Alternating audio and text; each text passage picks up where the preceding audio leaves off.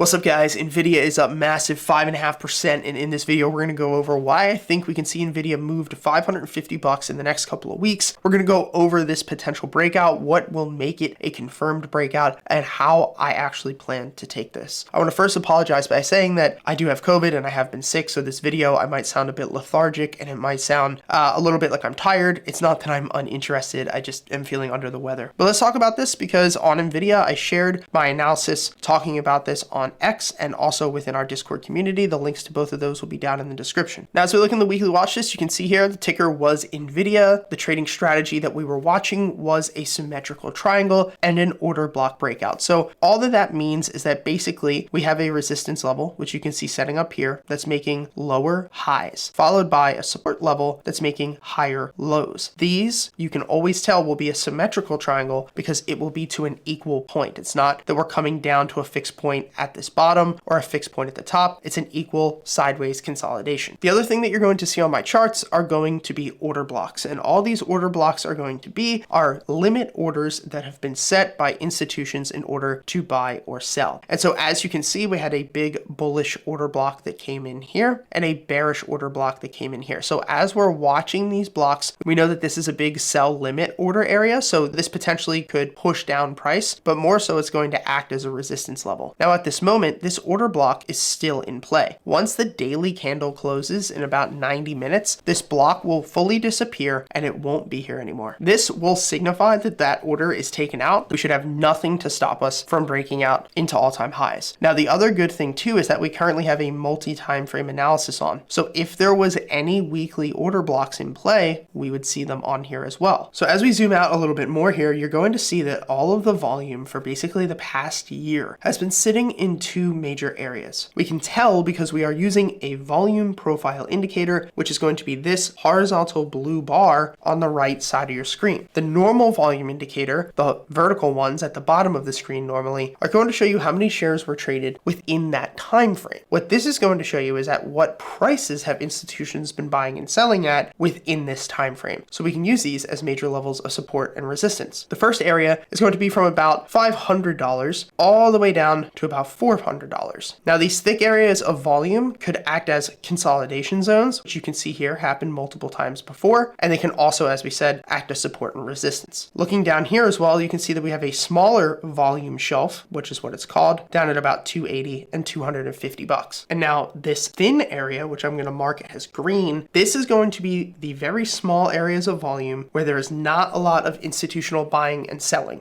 When we're trading within these areas, it is easy for a stock to rip or die in a very volatile manner very, very quickly. And the reason for that, as we said earlier, is the lack of volume. So you have to understand that if you're an institution, you can't just buy in and get out of positions the way that retail traders can. You actually need liquidity, i.e. you need other big investors like yourself to come and take those orders off your hands, or depending upon how big it is, a market maker to actually meet that order. So when we have these thin areas of volume, it basically means that there is nobody here to stop us, right? To move the price of the stock down. There's nobody there to short this thing. And that's why we get these major gaps and runs. Moving out to a weekly time frame, the one thing that you will notice is that we do still have a fair value gap down at $373 to $320. I think that now that we're over 500, chances of us moving up to 550 is very high. The only problem is at this moment, we're in no man's land. Like, we've never been at these levels ever before. And as we're moving up, I don't really know how much I'd really be trying to see another leg up past 550. Because if you notice here, we're starting to get a rising wedge. And this occurs when a stock is making higher highs, usually followed by higher lows into a fixed point. Now, this is the same way that we saw that symmetrical triangle set up on the daily, but this time it's bearish because we're rising into weakness. But you have to remember, these candles take forever. One of these candles takes an entire week for it to close. So there's a chance that we could see Nvidia still push up to 550 and still make this rising wedge. So short term, it's looking like if we close over 500 this week, we should see Nvidia continue to rally, but still understand that this rising wedge is in play. I'm not going to be shorting this, but we will be keeping an eye on this going into February and March. If you guys want to trade with me every single day, go check out our Discord community. It's only $5 per month. You guys get access to tons of content. And if you want to get access to all of my trades, as well as all of my trading bots and much more, the link to our private Discord community will be in the second description. Thanks for all the support, guys. I'll see you next time.